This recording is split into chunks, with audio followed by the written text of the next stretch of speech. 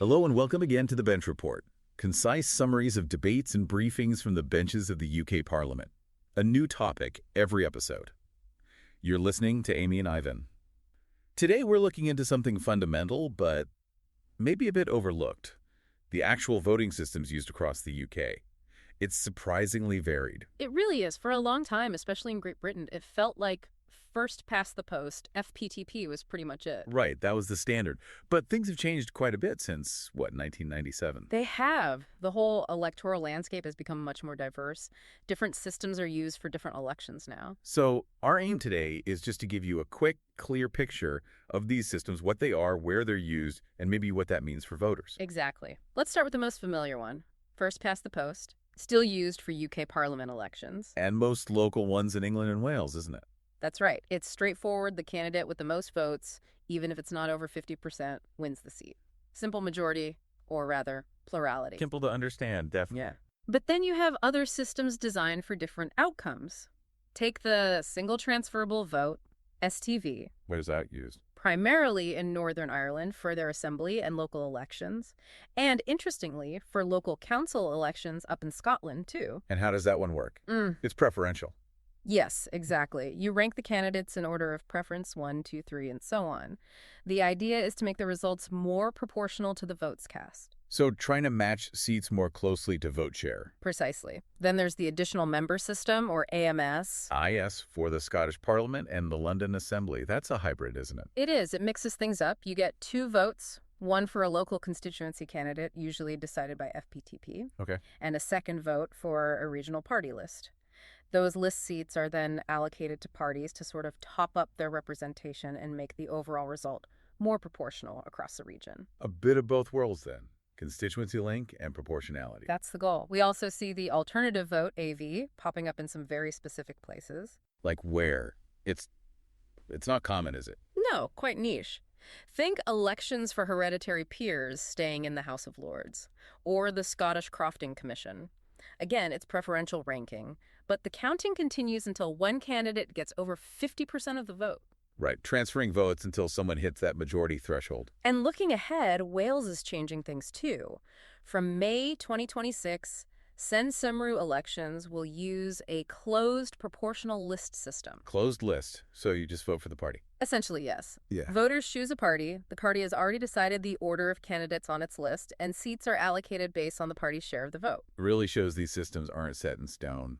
There seems to be constant tinkering. Absolutely. Look at supplementary voting, SV. That was used for mayors and police and crime commissioners, wasn't it? But it got changed recently. It did. The Elections Act 2022 switched those elections to FPTP from May 2023. But now there's already talk of changing back. Back to SV. Why the potential U-turn? Well, the argument being put forward in a new bill relates to these single-person executive roles, like mayors.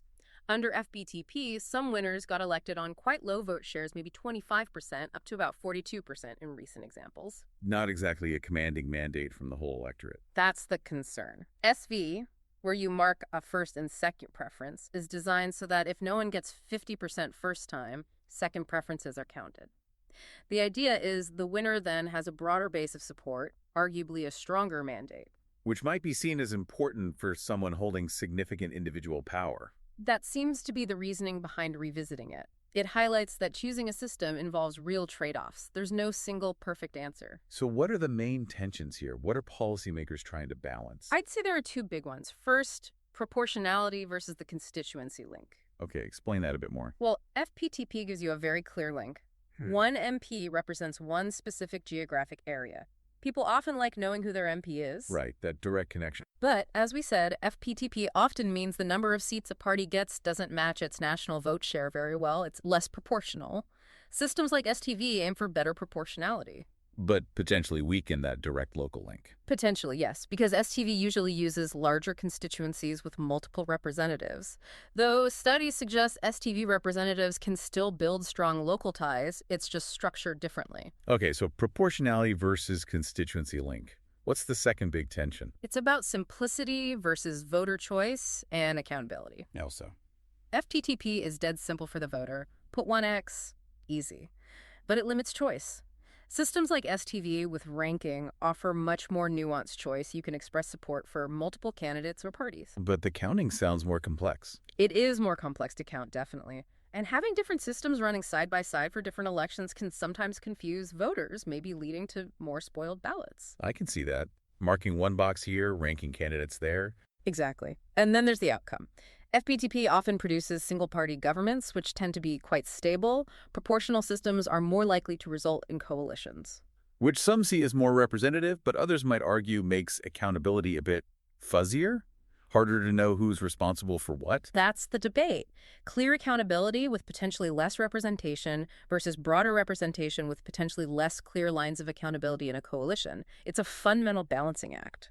Given the constant evolution and the inherent trade-offs in electoral systems, what does the ongoing debate over voting methods in the UK truly reveal about what we as a society value most in our democracy?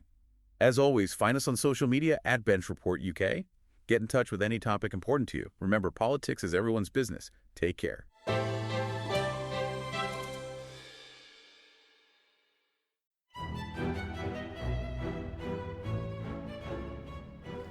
Hello there, this is Tom, the producer of The Bench Report.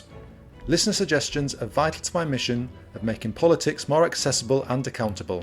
So, if you have an issue that's really important to you, personally or professionally, and want to know what those in power are doing about it, please get in touch via email or via our socials at Bench Report UK. I'll grab another coffee and start scanning those parliamentary archives.